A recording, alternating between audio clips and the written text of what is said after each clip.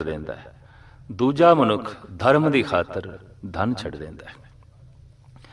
ਪਰ ਗੁਰੂ ਨਾਨਕ ਦੇਵ ਜੀ ਮਹਾਰਾਜ ਨੇ ਦੋਹਾਂ ਨੂੰ ਕਬੂਲ ਕੀਤਾ ਔਰ ਆਖਿਆ, ਧਨ ਲੋਕ ਦੀ ਖੁਸ਼ੀ ਹੈ, ਧਰਮ ਪਰਲੋਕ ਦੀ ਖੁਸ਼ੀ ਹੈ। ਧਨ ਤੋਂ ਬਿਨਾਂ ਸੰਸਾਰ ਦੇ ਵਿੱਚ ਵਿਚਰਨਾ ਔਖਾ ਹੈ ਔਰ ਧਰਮ ਤੋਂ ਬਿਨਾਂ ਅਧਿਆਤਮਿਕ ਆਨੰਦ ਮਾਣਨਾ ਬਹੁਤ ਔਖਾ ਹੈ। ਤਾਂ ਪੂਰਨ ਮਨੁੱਖ ਵੀ ਉਹੀ ਹੈ ਜਿਹਦੇ ਕੋਲ ਲੋਕਲ ਜ਼ਿੰਦਗੀ ਸੰਪੂਰਨ ਹੈ ਤੇ ਜਿਹਦੇ ਕੋਲ ਪਰਲੋਕ ਦਾ ਆਨੰਦ ਵੀ ਸੰਪੂਰਨ ਤੌਰ ਤੇ ਮੌਜੂਦ ਹੈ। ਸਾਹਿਬ ਸ੍ਰੀ ਗੁਰੂ ਨਾਨਕ ਦੇਵ ਜੀ ਮਹਾਰਾਜ ਬਚਪਨ ਤੋਂ ਹੀ ਇਹੀ ਸੂਝ-ਬੂਝ ਅਕਾਲ ਪੁਰਖ ਪਰਿਪੂਰਨ ਪ੍ਰਮਾਤਮਾ ਤੋਂ ਲੈ ਕੇ ਆਏ। ਇਸ ਲਈ ਬਚਪਨ ਦੇ 'ਚ ਵੀ ਆਪ ਦੀ ਇਹੀ ਸੁਰਤ ਰਹੀ। ਸਹਿਜੇ ਸਹਿਜੇ ਜਦ ਆਪ ਵੱਡੇ ਹੋਏ ਤੇ ਵੱਡੇ ਹੁੰਦਿਆਂ ਧਾਰਮਿਕ ਬਿਰਤੀਆਂ ਵੀ ਆਪ ਦੀਆਂ ਵੱਡੀਆਂ ਹੋਈਆਂ, ਨੈਤਿਕ ਬਿਰਤੀਆਂ ਵੀ ਆਪ ਦੀਆਂ ਵੱਡੀਆਂ ਹੋਈਆਂ, ਸਮਾਜਿਕ ਸੂਝ ਵੀ ਆਪ ਦੀ ਵੱਡੀ ਹੁੰਦੀ ਗਈ। ਤੇ ਜਵਾਨ ਹੁੰਦਿਆਂ ਜੈਸੇ ਕਹਿੰਦੇ ਜਵਾਨੀ 'ਚ ਜੋਸ਼ ਪ੍ਰਧਾਨ ਆਉਂਦਾ ਹੈ, ਤਾਂ ਜਵਾਨੀ ਦੇ ਨਾਲ ਨਾਲ ਧਰਮ ਦਾ ਜੋਸ਼ ਵੀ ਆਪ ਦੇ ਅੰਦਰ ਪ੍ਰਧਾਨ ਹੋਇਆ। ਇਤਨਾ ਪ੍ਰਧਾਨ ਕਿ ਆਪ ਕਿਰਤ ਕਰ ਰਹੇ ਨੇ, ਮੋਦੀ ਖਾਨਾ ਚਲਾ ਰਹੇ ਨੇ, ਦਿਨ ਭਰ ਆਪ ਰਸਦ ਦਿੰਦੇ ਨੇ ਨਵਾਬ ਦੇ ਨੌਕਰਾਂ ਨੂੰ ਔਰ ਪ੍ਰਜਾ ਨੂੰ। ਇੱਕ ਦਿਨ ਐਸਾ ਹੋਇਆ, ਧਰਮ ਦੇ ਜੋਸ਼ ਨੇ ਸੁਰਤ ਨੂੰ ਇਤਨਾ ਉੱਚਾ ਕੀਤਾ, 1 ਗਿਣਿਆ, 2 ਗਿਣਿਆ, 3 ਗਿਣਿਆ, 11, 12 ਤੇ ਜਦ 13 ਦਾ ਹਿੰਸਾ ਜ਼ਬਾਨ ਤੋਂ ਨਿਕਲਿਆ ਤਾਂ ਸੁਰਤ ਤੇਰੇ ਵਿੱਚ ਹੀ ਲੀਨ ਰਹਿ ਗਈ। 13 ਤੋਂ ਬਾਅਦ ਅੱਗੇ ਨਹੀਂ ਜਾ ਸਕੇ। 13 13 ਸਭ ਕੁਝ 13 13 13 ਇਸੇ ਹੀ ਧੁਨ ਵਿੱਚ ਖੋ ਗਏ, ਇਸੇ ਵਿੱਚ ਹੀ ਲੀਨ ਹੋ ਗਏ। ਕਿਰਤ ਕਰਦਿਆਂ ਕੀਰਤੀ ਨਹੀਂ ਭੁੱਲੇ, ਤੇ ਜੋ ਕਿਰਤ ਕਰਦਿਆਂ ਕੀਰਤੀ ਨਹੀਂ ਭੁੱਲਿਆ ਉਹਦੀ ਕਿਰਤ ਵੀ ਧਰਮ ਹੈ, ਉਹਦੀ ਕਿਰਤ ਵੀ ਬੰਦਗੀ ਹੈ। ਅਕਸਰ ਪੂਰਨ ਪੁਰਖਾਂ ਦਾ ਧੰਦਾ ਵੀ ਧਰਮ ਆਉਂਦਾ ਹੈ, ਪਰ ਅਧੂਰੇ ਮਨੁੱਖਾਂ ਦਾ ਤੇ ਧਰਮ ਵੀ ਧੰਦਾ ਆਉਂਦਾ ਹੈ। ਉਹਨਾਂ ਦੇ ਧਰਮ ਦੇ ਚੋਂ ਵੀ ਸੰਸਾਰ ਦੀ ਬਦਬੂ ਆਉਂਦੀ ਹੈ, ਜਦ ਕਿ ਪੂਰਨ ਮਨੁੱਖ ਦੇ ਧੰਦੇ ਦੇ ਚੋਂ ਵੀ ਨਿਰੰਕਾਰ ਦੀ ਸੁਗੰਧੀ ਆਉਂਦੀ ਹੈ, ਖੁਸ਼ਬੂ ਆਉਂਦੀ ਹੈ, ਮਹਿਕ ਆਉਂਦੀ ਹੈ। ਤੋ ਸਾਹਿਬ ਸ੍ਰੀ ਗੁਰੂ ਨਾਨਕ ਦੇਵ ਜੀ ਮਹਾਰਾਜ ਜਦ ਇਸ ਢੰਗ ਨਾਲ ਬੈਰਾਗਮਈ ਅਵਸਥਾ ਦੇ ਚ ਆਪਣੀ ਜ਼ਿੰਦਗੀ ਬਤੀਤ ਕਰ ਰਹੇ ਨੇ, ਤੋ ਦੂਰ ਦ੍ਰਿਸ਼ਟੀ ਦੇ ਨਾਲ ਸਮਗਰ ਜਗਤ ਨੂੰ ਵੇਖਿਆ। ਆਪ ਨੂੰ ਜਲਦੀ ਸਭ ਪ੍ਰਿਥਮੀ ਦਿਸ ਆਈ। ਹਰ ਪਾਸੇ ਨੈਤਿਕ ਦੁਨੀਆ ਦੇ ਵਿੱਚ, ਧਾਰਮਿਕ ਦੁਨੀਆ ਦੇ ਵਿੱਚ, ਸਮਾਜਿਕ ਦੁਨੀਆ ਦੇ ਵਿੱਚ, ਆਰਥਿਕ ਦੁਨੀਆ ਦੇ ਵਿੱਚ ਆਪ ਨੂੰ ਅੱਗ ਲੱਗੀ ਹੋਈ ਦਿਖਾਈ ਦਿੱਤੀ। ਨਾਮ ਦੀ ਮਸ਼ਕ ਲੈ ਕੇ ਇਸ ਅੱਗ ਨੂੰ ਬੁਝਾਉਣ ਦਾ ਤਹੀਆ ਆਪ ਨੇ ਸੁਲਤਾਨਪੁਰ ਦੇ ਚ ਹੀ ਕੀਤਾ। ਲੰਬੀ ਸੋਚਣੀ ਤੋਂ ਬਾਅਦ ਆਪ ਨੇ ਲੰਬੀਆਂ ਉਦਾਸੀਆਂ ਨੂੰ ਜਨਮ ਦਿੱਤਾ। ਇੱਕ ਇੱਕ ਉਦਾਸੀ 12-12 ਸਾਲ ਦੀ। ਕਈ ਦਫਾ ਪ੍ਰਸ਼ਨ ਖੜਾ ਹੁੰਦਾ ਹੈ ਕਿ ਗੁਰੂ ਨਾਨਕ ਨੇ ਇਤਨਾ ਭਰਮਣ ਕਿਉਂ ਕੀਤਾ। ਇਤਿਹਾਸਕਾਰਾਂ ਦੇ ਕਥਨ ਅਨੁਸਾਰ ਗਾਲਬਨ 82,000 ਮੀਲ ਦਾ ਇਹ ਪੈਦਲ ਸਫ਼ਰ ਬਣਦਾ ਹੈ। ਇਤਨਾ ਭਰਮਣ, ਇਤਨਾ ਦੇਸ਼ ਦੇਸ਼ਾਂਤਰਾਂ ਦਾ ਰਟਨ, ਤੀਰਥਾਂ ਦਾ ਭਰਮਣ, ਸ਼ਹਿਰਾਂ ਦਾ ਭਰਮਣ, ਜੰਗਲ ਤੇ ਬਿਆਬਾਨਾਂ ਦੇ ਸੂਫੀ ਸੰਤਾਂ ਦੇ ਡੇਰਿਆਂ ਦੇ ਚ ਮਹਾਤਮਾ ਲੋਕਾਂ ਦੀ ਸੰਗਤ, ਥਾਂ ਥਾਂ ਤੇ ਆਪ ਨੇ ਭਰਮਣ ਕੀਤਾ ਔਰ ਪਹੁੰਚੇ ਨੇ। ਇੱਕ ਸਵਾਲ ਖੜਾ ਹੁੰਦਾ ਹੈ, ਇਤਨਾ ਭਰਮਣ ਗੁਰੂ ਨਾਨਕ ਨੇ ਕਿਉਂ ਕੀਤਾ?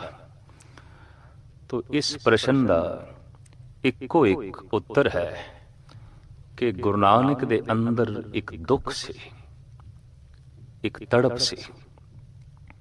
ਤਰਕ ਖੜੀ ਹੋਵੇਗੀ, ਜਿਹਦੇ ਅੰਦਰ ਦੁੱਖ ਸੀ ਉਹ ਜਗਤ ਨੂੰ ਕੀ ਦੇ ਸਕਦਾ ਹੈ?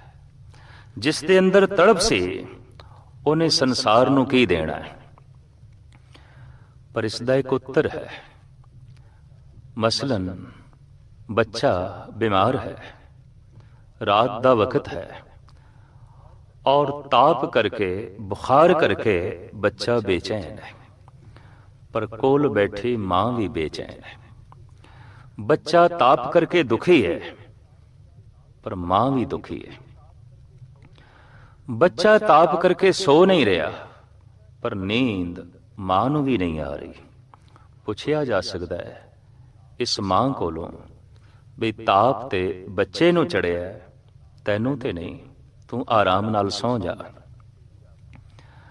पर मां ने यही आखना है, नहीं मैं नहीं सो सकती। क्यों?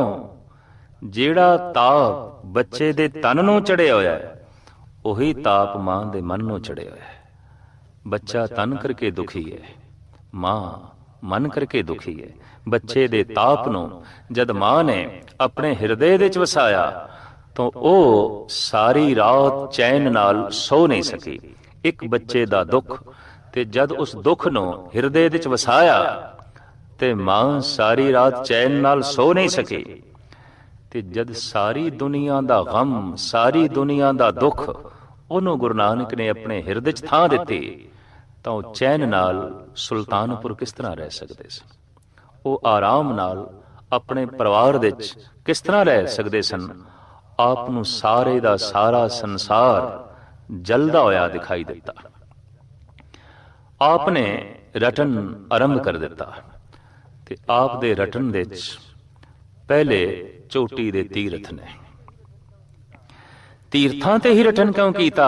पहली उदासी विच गुरु नानक देव जी महाराज ने दरअसल तीरथ धर्म दे चश्मे सन, ते जे चश्मा ही गंदा है ते लोगां नूं पानी गंदा मिलना सी। इस वास्ते गुरु नानक ने पहले चश्मिਆਂ नूं निर्मल करन दी सोची, तो थां थां ते आप तीर्थां ते पहुंचे ते तीर्थां दे मुखियां नूं सच दी गल सुनाई, सच नाल जुड़न दा ढंग दसिया। सच की है, ओदी होंद की है, ये जगत दे सामने सारी विचारधारा रखी। ये आप दी पहली कोशिश। जगत दे संबंध विच आप दे विचार ए कि जाली रैण जाल दिन हुआ, जेती घड़ी फाही थेती। दिन एक जाल है, रात भी एक जाल है। दिन ते रात दियां घड़ियां ये भी फाइयां ही ने। रस रस चोग चुगे नित फासे, छूटस मूड़े कवन गुणी। ये जीव तरह तरह दे रस चोगदा है दिन नूं रात नूं, तो इस तरीके नाल रात उस लई जाल बन जाती है, दिन उस लई जाल बन जाता है। हर दिन कुछ ऐसा हो जाता है कि दिन एक विपता दिखाई देती है। हर रात कुछ ऐसा हो जाता है कि हर रात कयामत दिखाई देती है।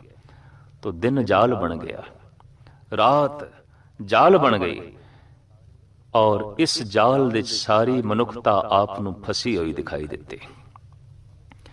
फिर मनुखी मन बारे सतगुरां दे ਇਹ विचार कि काया अहरण मन विच लोहा, पंच अगन तित लाग रही।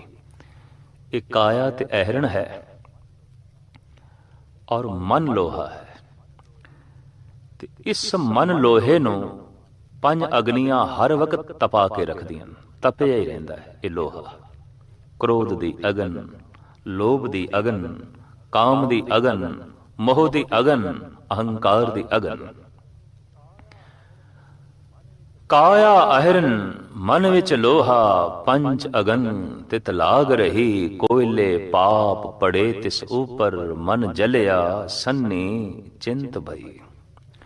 जे किधरे अग ठंडी पैंदी है, कोयले मध्यम पैंदे ने, अग बुझण लगदी है, तो सतगुरु कहंदे ने पाप दे कोले होर पा दिते जांदे ने। और इंज ये पंजे अग्नियां पूर्ण जोबन दे उत्ते भड़क उठदियां ने।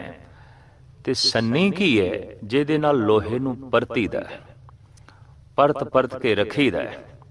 साहिब कहंदे ने मन जलिया सन्नी चिंत भई। सन्नी ते चिंता है, तो चिंता दे च मन उलट पुलट होंदा रहिंदा है। कबाबे सीख हैं हम करवटे हर सू बदलते हैं। जो जल जाता है ये पहलू तो वो पहलू बदलते हैं। तो चिंता मन नूं कदी इस पासे कदी उस पासे इंज पलटदी रहिंदी है ते मन दियां ही करवटां तन दियां करवटां बन जांदियां ने। जद अंदर चिंता है तो मन करवटां लैंदा है, ते जद मन करवटां लैंदा है तो बंदा आराम नाल किस तरह सो सकेगा, तन भी करवटां लैंदा रहेगा।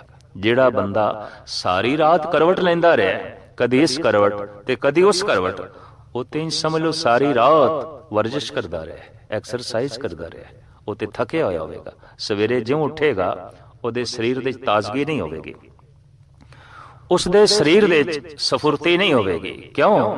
ਕਿਉਂਕਿ ਸਾਰੀ ਰਾਤ ਮਿਹਨਤ ਕਰਦਾ ਰਿਹਾ, ਕਰਵਟਾਂ ਬਦਲਦਾ ਰਿਹਾ। ਕਿਉਂ ਕਰਵਟਾਂ ਬਦਲਦਾ ਰਿਹਾ? ਦਰਅਸਲ ਮਨ ਪਾਸੇ ਬਦਲਦਾ ਰਿਹਾ। ਤੇ ਮਨ ਕਿਉਂ ਪਾਸੇ ਬਦਲਦਾ ਰਿਹਾ? ਦਰਅਸਲ ਮਨ ਚਿੰਤਾ ਦੇ ਹੱਥਾਂ 'ਚ ਸੀ, ਤੇ ਚਿੰਤਾ ਦੀ ਸੰਨੀ ਮਨ ਨੂੰ ਬਦਲਦੀ ਰਹੀ ਹੈ, ਕਦੀ ਸੱਜੇ ਕਦੀ ਖੱਬੇ, तो तन भी करवटां बदलदा रहा। इस वास्ते चिंतातुर बंदे कोल विश्राम नहीं होंदा। चिंतातुर बंदे कोल दुख ही दुख होंदा है, बेचैनियां ही बेचैनियां आउंदियां ने। तो साहिब कहंदे ने मन जलिया सन्नी चिंत भई। इस जलन दे और इस चिंता दी सन्नी दी पकड़ दे सारे जगत दा मन सी, आप दे मन दे तरस दया। तो ये दया इस तरस ने आप नूं घर दे आराम नाल बैठण नहीं दिता। आप थां थां ते भ्रमण करके लोगां नूं उस सच सीतल नाल जोड़न दा उपराला करदे रहे, जिस नाल जुड़ना ही जिंदगी दा मकसद है, जिस नाल जुड़ना ही जिंदगी दा ध्येय है। साहिब श्री गुरु नानक देव जी महाराज दियां मूल रचनावां जपजी ते सिद्ध गोष्ट ने। किसी हद तक जपजी साहब दा भी बहुत सारा हिस्सा सिद्ध चर्चा है, जोगियां नाल चर्चा है। और ये उस वक्त दा सिरमौर धर्म सी, जोगमत, और समुचे भारत दे ये छाए हुए सन। रिधियां सिद्धियां होण दे नाते इन्हां दी पूजा प्रतिष्ठा भी बड़ी सी, सन्मान भी बड़ा सी, लेकिन जीवन दे च रस नहीं सी, आनंद नहीं सी, खेड़ा नहीं सी। कहंदे ने जद साहिब श्री गुरु नानक देव जी महाराज पीली भीत दे नेड़े उस स्थान ते पहुंचे जिसदा नाम अजकल नानक मथा है, पर नानक मते तो पेशतर इस स्थान दा नाम सी गोरख मता। जद पहुंचे ने मेरे पातशाह उत्थे, तां जोगियां ने गुलाब दा फुल आप नूं पेश कीता। मरदाना कहण लग्या, महाराज बड़े आओ भगत नाल पेश आए ने जोगी, बड़ा सम्मान कर रहे ने, आप नूं गुलाब दा फुल भेट कीता है। तो सतगुरु कहण लगे, नहीं मरदानिया, हमेशा दी तरह जोगी हुण भी चर्चा ही कर रहे ने, बहस कर रहे ने। हमेशा दी तरह हुण भी इन्हां ने एक बहुत बड़ा प्रश्न खड़ा कर दिता है। इन्हां ने फुल भेट नहीं कीता, एक प्रश्न भेट कीता है, एक सवाल भेट कीता है, और उसका असी जवाब देना है। महाराज ने उस फुल नूं वेखिया, उहदी सुगंधी दा आनंद माणिया, और फुल जोगियां नूं वापस कीता। जोगी कहण लगे, महाराज ये कबूल नहीं, आप नूं प्रवान नहीं। क्यों? महाराज कहंदे ने फुल बहुत खूबसूरत है, सुगंधित है, कोमल है, सारियां खूबियां इस देश ने, लेकिन नानक नूं ओ फुल चाहिदा है जो किसी फल नूं भी जन्म देवे। इस फुल दे चों फल दा जन्म नहीं। योगियां ने गुलाब दा फुल भेट करके ये आखिया सी, ये प्रश्न रखिया, नानक जी जब तुसी इतने वड्डे हो, इतने महान हो, ते तुसी जोगी बन जाओ, असी थानू सिरमौर बना देंगे, मुखी बना देंगे। दर्शन बेख करो जोगिंदरा, मुंदरा झोली खिंता, 12 अंदर एक सरेवो, खट दर्शन एक पंथा। जे तुसी मुंदरा धारण कर लो, झोली धारण कर लो, खड़ावा पहन लो, जोगियां वाले चिन्ह धारण करो, ते असी थानू नाथ बना देंगे, जोगियां दा मुखी बना देंगे, सिरमौर बना देंगे। और वेखो नानक जी जोग मत दे रिधियां सिद्धियां दी सुगंधी है। ਸੰਸਾਰਿਕ ਪੂਜਾ ਪ੍ਰਤਿਸ਼ਠਾ ਦੀ ਸੁੰਦਰਤਾ ਹੈ। ਔਰ ਇਹ ਬਹੁਤ ਕੁਛ ਹੈ, ਇਹ ਬਹੁਤ ਵੱਡੀ ਗੱਲ ਹੈ। ਤੇ ਗੁਰੂ ਨਾਨਕ ਦੇਵ ਜੀ ਮਹਾਰਾਜ ਕਹਿਣ ਲੱਗੇ, ਠੀਕ ਹੈ ਜੋਗੀਓ, ਠੀਕ ਹੈ, ਇਸ ਜੋਗ ਮਤ ਦੇ ਵਿੱਚ ਰਿਧੀਆਂ ਸਿੱਧੀਆਂ ਦੀ ਸੁਗੰਧੀ ਹੈ, ਸੰਸਾਰਿਕ ਪੂਜਾ ਪ੍ਰਤਿਸ਼ਠਾ ਦੀ ਸੁੰਦਰਤਾ ਹੈ, ਪਰ ਨਾਮ ਦਾ ਫਲ ਨਹੀਂ ਹੈ, ਪ੍ਰਭੂ ਗਿਆਨ ਦਾ ਫਲ ਨਹੀਂ ਹੈ, ਪਰਮਾਤਮ ਫਲ ਨਹੀਂ ਹੈ। ਤੇ ਨਾਨਕ ਨੂੰ ਫਲ ਚਾਹੀਦਾ ਹੈ, ਕੇਵਲ ਰਿੱਧੀ ਸਿੱਧੀ ਨਹੀਂ, ਕੇਵਲ ਸੰਸਾਰ ਦੀ ਪੂਜਾ ਪ੍ਰਤਿਸ਼ਠਾ ਨਹੀਂ। ਨਾਨਕ ਨੂੰ ਪਰਮਾਤਮਾ ਚਾਹੀਦਾ ਹੈ, ਨਾਨਕ ਨੂੰ ਗਿਆਨ ਚਾਹੀਦਾ ਹੈ, ਨਾਨਕ ਨੂੰ ਨਾਮ ਚਾਹੀਦਾ ਹੈ। ਤੇ ਮੈਂ ਜਗਤ ਦੀ ਝੋਲੀ ਦੇ ਵਿੱਚ ਉਹ ਫੁੱਲ ਪਾਣਾ ਹੈ ਜਿਸ ਫੁੱਲ ਦੇ ਵਿੱਚ ਨਾਮ ਦਾ ਫਲ ਵੀ ਹੈ।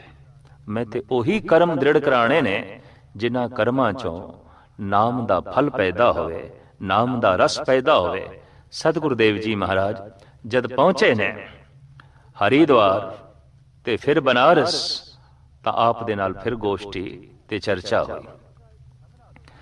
ਚਰਚਾ ਇਸ ਢੰਗ ਨਾਲ ਹੋਈ ਕਿ ਕੁਝ ਵਿਦਵਾਨਾਂ ਨੇ ਇਹ ਆਖਿਆ ਪੁਰਾਣੇ ਮਤ ਅਨੁਸਾਰ ਕਿ ਸੰਸਾਰ ਨੂੰ ਬਣਾ ਰਿਹਾ ਹੈ ਬ੍ਰਹਮਾ, ਇਹਦੀ ਪਾਲਣਾ ਕਰ ਰਿਹਾ ਹੈ ਵਿਸ਼ਨੂੰ, ਇਹਨੂੰ ਨਾਸ਼ ਕਰ ਰਿਹਾ ਹੈ ਸ਼ੰਕਰ। ਓਅੰਕਾਰ ਦੇ ਕਿਸੇ ਹੱਦ ਤੱਕ ਅਰਥ ਵੀ ਇਹੀ ਹੋਏ, ਆਕਾਰ ਉਕਾਰ ਮਕਾਰ, ਉਤਪਤੀ ਕਰਨ ਵਾਲਾ, ਪਾਲਣਾ ਕਰਨ ਵਾਲਾ, ਨਾਸ਼ ਕਰਨ ਵਾਲਾ। ਗੁਰੂ ਨਾਨਕ ਦੇਵ ਜੀ ਮਹਾਰਾਜ ਨੇ ਆਪਣੀ ਰਸਨਾ ਤੋਂ ਕਲਾਮ ਉਚਾਰਨ ਕੀਤਾ, ਓਅੰਕਾਰ ਨਹੀਂ, ਇੱਕ ਓਅੰਕਾਰ, ਇੱਕ ਓਅੰਕਾਰ। ਇੱਕ ਹੀ ਆਕਾਰ ਹੈ, ਇੱਕ ਹੀ ਓਕਾਰ ਹੈ, ਇੱਕ ਹੀ ਮਕਾਰ ਹੈ। ਇੱਕ ਤੋਂ ਉਤਪਤੀ ਹੋ ਰਹੀ ਹੈ, ਇੱਕ ਤੋਂ ਪਾਲਣਾ ਹੋ ਰਹੀ ਹੈ, ਔਰ ਇੱਕ ਤੋਂ ਹੀ ਨਾਸ਼ ਹੋ ਰਿਹਾ ਹੈ। ਸੰਸਾਰ ਦਾ ਧਿਰ ਇੱਕ ਹੈ, ਅਨੇਕ ਨਹੀਂ ਹੈ। ਸਮੂਹ ਬ੍ਰਹਿਮੰਡ ਦੀ ਅਨੇਕਤਾ ਦਾ ਮੂਲ ਇੱਕ ਹੈ। ਉਸੇ ਇੱਕ ਤੋਂ ਉਤਪਤੀ ਹੋ ਰਹੀ ਹੈ, ਉਸੇ ਇੱਕ ਤੋਂ ਪਾਲਣਾ ਹੋ ਰਹੀ ਹੈ, ਔਰ ਉਸੇ ਇੱਕ ਤੋਂ ਹੀ ਸੰਘਾਰ ਚੱਲ ਰਿਹਾ ਹੈ। ਪ੍ਰਸ਼ਨ ਖੜਾ ਹੋਇਆ, ਜੋ ਪਾਲਣਾ ਕਰ ਰਿਹਾ ਹੈ ਉਹਨੂੰ ਨਾਸ਼ ਕਰਨ ਦੀ ਕੀ ਲੋੜ ਹੈ, ਤੇ ਜਿਹੜਾ ਨਾਸ਼ ਕਰ ਰਿਹਾ ਹੈ ਉਹਨੂੰ ਉਤਪਤੀ ਕਰਨ ਦੀ ਕੀ ਲੋੜ ਹੈ। ਤਾਂ ਸਤਿਗੁਰ ਕਹਿੰਦੇ ਨੇ ਖੇਲ, ਕੋਈ ਮੁੱਦਾ ਨਹੀਂ, ਕੋਈ ਮਕਸਦ ਨਹੀਂ ਹੈ। ਜੈਸੇ ਬੱਚੇ ਦਰਿਆ ਦੇ ਕੰਢੇ ਤੇ ਰੇਤ ਦੇ ਘਰ ਬਣਾਉਂਦੇ ਨੇ, ਹੱਸ ਕੇ ਬਣਾਉਂਦੇ ਨੇ, ਖੁਸ਼ੀ ਨਾਲ ਬਣਾਉਂਦੇ ਨੇ, ਮਸਤੀ ਦੇ ਵਿੱਚ ਬਣਾਉਂਦੇ ਨੇ, ਔਰ ਬਣਾਉਂਦੇ ਹੋਇਆਂ ਬੜਾ ਰਸ ਲੈਂਦੇ ਨੇ, ਬੜਾ ਸਵਾਦ ਲੈਂਦੇ ਨੇ। ਪਰ ਸ਼ਾਮ ਨੂੰ ਜੈਸੇ ਘਰ ਵਾਪਸ ਜਾਂਦੇ ਨੇ ਤਾਂ ਹੱਸ ਕੇ ਹੀ ਤੋੜਦੇ ਨੇ, ਉਤਸ਼ਾਹ ਨਾਲ ਤੋੜਦੇ ਨੇ, ਉਸੇ ਖੇੜੇ ਨਾਲ ਤੋੜਦੇ ਨੇ। ਬਣਾਉਣ ਲੱਗਿਆਂ ਵੀ ਹਾਸਾ, ਤੋੜਨ ਲੱਗਿਆਂ ਵੀ ਹਾਸਾ। ਬਣਾਉਣ ਲੱਗਿਆਂ ਵੀ ਖੁਸ਼ ਸਨ, ਹੁਣ ਤੋੜਨ ਲੱਗਿਆਂ ਵੀ ਖੁਸ਼ ਸਨ। ਖਿੜਖਿੜਾ ਕੇ ਬਣਾ ਰਹੇ ਸਨ ਔਰ ਖਿੜਖਿੜਾ ਕੇ ਤੋੜ ਰਹੇ ਸਨ। ਕਿਉਂ ਕਿ ਬਣਾਉਣ ਦਾ ਜਦ ਕੋਈ ਮੁੱਦਾ ਹੀ ਨਹੀਂ, ਕੋਈ ਮਕਸਦ ਹੀ ਨਹੀਂ, ਤਾਂ ਐਸਾ ਬਣਾਉਣਾ ਇੱਕ ਖੇਲ ਹੈ। ਖੇਲ ਦੇ ਵਿੱਚ ਕੋਈ ਮੁੱਦਾ ਨਹੀਂ ਹੁੰਦਾ, ਖੇਲ ਦੇ ਵਿੱਚ ਕੋਈ ਮਕਸਦ ਨਹੀਂ ਹੁੰਦਾ। ਖੇਲ ਸਿਰਫ ਖੇਲ ਹੈ।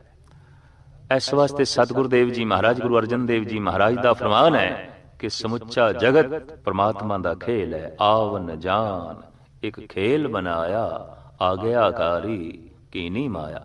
ਇਹਨੂੰ ਗੁਰੂ ਗੋਬਿੰਦ ਸਿੰਘ ਜੀ ਮਹਾਰਾਜ ਕਹਿੰਦੇ ਨੇ ਤਮਾਸ਼ਾ ਹੈ, ਖੇਲ ਹੈ। ਮੈਂ ਹੂੰ ਪਰਮ ਪੁਰਖ ਕੋ ਦਾਸਾ, ਦੇਖਣ ਆਇਓ ਜਗਤ ਤਮਾਸ਼ਾ। ਮੈਂ ਤੇ ਸੰਸਾਰ ਦਾ ਤਮਾਸ਼ਾ ਵੇਖਣ ਨਹੀਂ ਆਇਆ, ਖੇਲ ਵੇਖਣ ਨਹੀਂ ਆਇਆ। ਖੇਲ ਦੇ ਵਿੱਚ ਸਿਰਫ ਇੱਕ ਵਿਧੀ ਵਿਧਾਨ ਹੈ, ਨਿਯਮ ਹੈ, ਹੋਰ ਤੇ ਕੁਛ ਨਹੀਂ ਹੈ, ਮਕਸਦ ਨਹੀਂ ਹੈ। ਅਕਸਰ ਦੇਖਿਆ ਗਿਆ ਹੈ ਕਿ ਕਾਰੋਬਾਰ ਦੇ ਵਿੱਚ, ਧੰਦੇ ਦੇ ਵਿੱਚ ਜਾਂ ਆਮ ਸੰਸਾਰੀ ਕਿਰਤ ਦੇ ਵਿੱਚ ਕੋਈ ਬੰਦਾ ਬੇਈਮਾਨੀ ਕਰੇ ਤਾਂ ਜਗਤ ਕਬੂਲ ਕਰ ਲੈਂਦਾ, ਚਲਦੀ ਰਹਿੰਦੀ ਹੈ। ਪਰ ਕੋਈ ਖੇਡ ਦੇ ਵਿੱਚ ਬੇਈਮਾਨੀ ਕਰੇ, ਤਾਸ਼ ਖੇਡ ਰਿਹਾ, ਕੋਈ ਕੁਸ਼ਤੀ ਖੇਡ ਰਿਹਾ ਹੈ ਜਾਂ ਫੁੱਟਬਾਲ ਖੇਡ ਰਿਹਾ ਹੈ, ਗਰਜ਼ ਕੇ ਜੋ ਖੇਲ ਹੈ ਉਹਦੇ ਚ ਕੋਈ ਬੇਈਮਾਨੀ ਕਰੇ ਤਾਂ ਕਬੂਲ ਨਹੀਂ, ਪ੍ਰਵਾਨ ਨਹੀਂ। ਲੜਾਈ ਹੋ ਸਕਦੀ ਹੈ, ਝਗੜਾ ਹੋ ਸਕਦਾ ਹੈ। ਕਿਉਂ? ਖੇਲ ਦੇ ਆਧਾਰ ਹੀ ਨਿਯਮ ਹੈ, ਤੇ ਜਦ ਨਿਯਮ ਹੀ ਤੋੜ ਦਿੱਤਾ ਤਾਂ ਖੇਲ ਖੇਲ ਨਹੀਂ ਰਹਿ ਜਾਂਦਾ, ਖੇਲ ਵੀ ਧੰਦਾ ਹੋ ਜਾਂਦਾ ਹੈ, ਖੇਲ ਵੀ ਸੰਸਾਰ ਬਣ ਜਾਂਦਾ ਹੈ, ਖੇਲ ਵੀ ਬਾਜ਼ਾਰ ਬਣ ਜਾਂਦਾ ਹੈ। ਖੇਲ ਤੇ ਉਤਨੇ ਚਿਰ ਤੱਕ ਖੇਲ ਹੈ, ਜਦ ਕੋਈ ਮੁੱਦਾ ਨਹੀਂ ते मकसद नहीं, ते खेल का आधार केवल एक ही है, नियम। तो परमात्मा की ये सारी जिहड़ी बनतर है किसी नियम ते खड़ी है, और जे टुट भज है ये भी किसी नियम ते खड़ी है, पर बनाने का उसका कोई मुद्दा नहीं।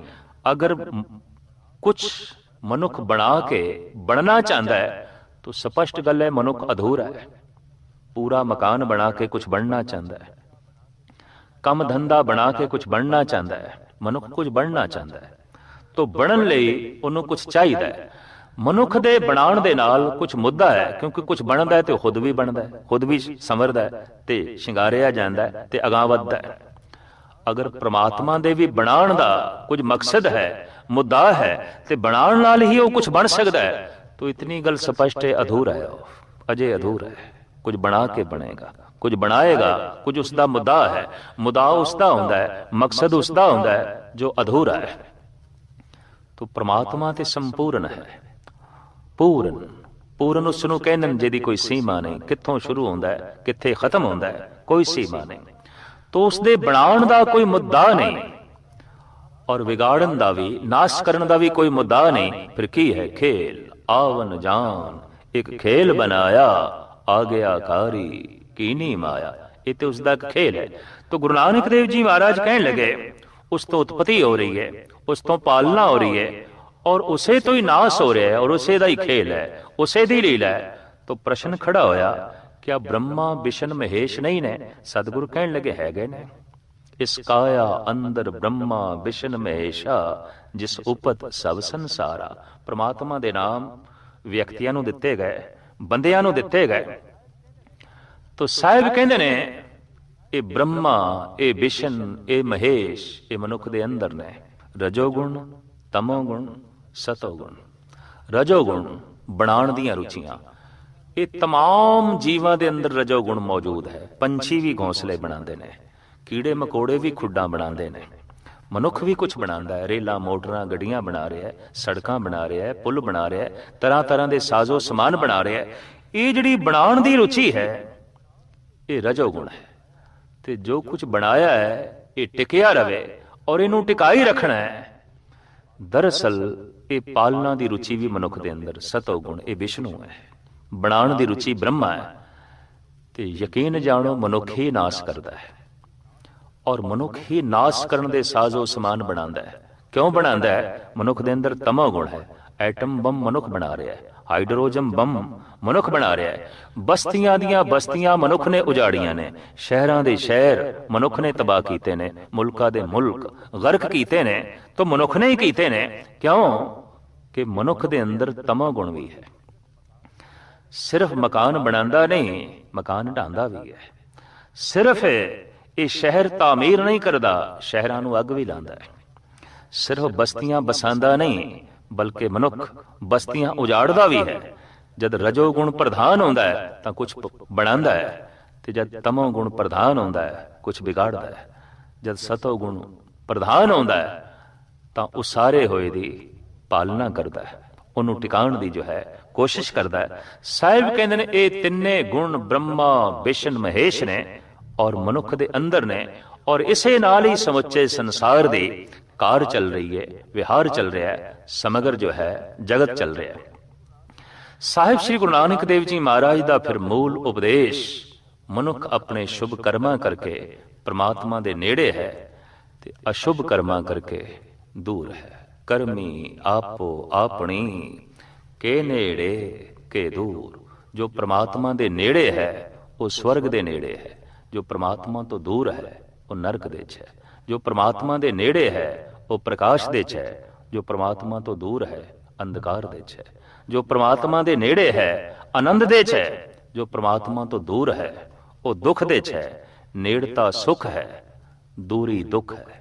नेड़ता प्रकाश है, दूरी अंधकार है।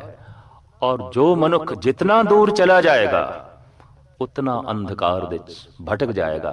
इस वास्ते गुरु नानक दी दृष्टि दे परमात्मा एक नूर है, एक चानना है।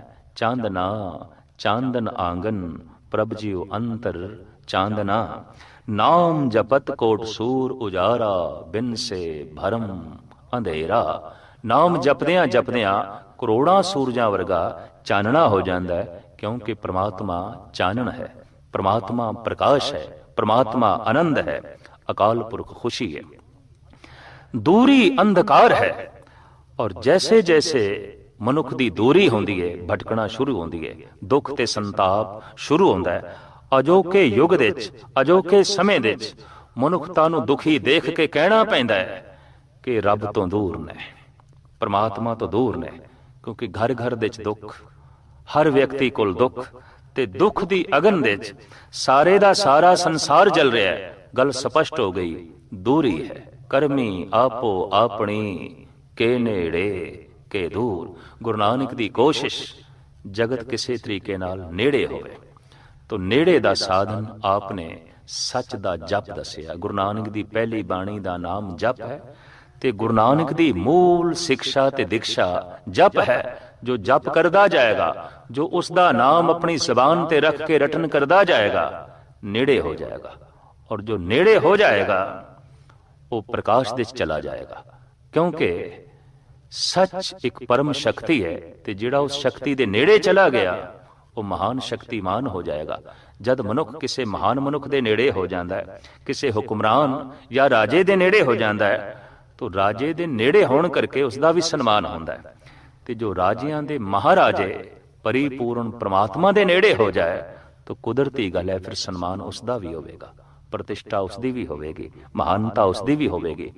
ਤੋ ਸਮਗਰ ਪ੍ਰਿਥਵੀ ਦੇ ਵਿੱਚ ਭਰਮਣ ਕਰਕੇ ਗੁਰੂ ਨਾਨਕ ਦੀ ਇਹ ਕੋਸ਼ਿਸ਼ ਰਹੀ ਕਿ ਮਨੁੱਖ ਜਪ ਕਰਕੇ ਉਸ ਸੱਚ ਦੇ ਨੇੜੇ ਹੋਵੇ, ਤੇ ਜਪ ਹੀ ਸ਼ੁਭ ਕਰਮਾਂ ਦੇ ਚੋਂ ਸ਼ੁਭ ਕਰਮ ਹੈ, ਔਰ ਜਪ ਨਾ ਕਰਨਾ ਹੀ ਅਸ਼ੁਭ ਕਰਮ ਹੈ। ਤੇ ਅਸ਼ੁਭ ਕਰਮ ਨਾਲ ਦੂਰੀ ਹੈ, ਸ਼ੁਭ ਕਰਮ ਨਾਲ ਨੇੜਤਾ ਹੈ। ਕਰਮੀ ਆਪੋ ਆਪਣੀ ਕੇ ਨੇੜੇ ਕੇ ਦੂਰ। ਗੁਰੂ ਨਾਨਕ ਦਾ ਮੂਲ ਸੰਦੇਸ਼ ਉਪਦੇਸ਼ ਕਿ ਮਨੁੱਖ ਉਸ ਸੱਚ ਦੇ ਨੇੜੇ ਹੋਵੇ, ਉਸ ਨੂਰ ਦੇ ਨੇੜੇ ਹੋਵੇ, ਔਰ ਆਪ ਦੀ ਦਇਆ, ਆਪ ਦੀ ਕਿਰਪਾ, ਆਪ ਦੀ ਪ੍ਰੇਰਨਾ ਹਰ ਜੀਵ ਨੂੰ ਇਹੀ ਰਹੀ ਵੀ ਕਿਸੇ ਤਰੀਕੇ ਨਾਲ ਜੀਵ ਸੱਚ ਦੇ ਨੇੜੇ ਹੋਵੇ।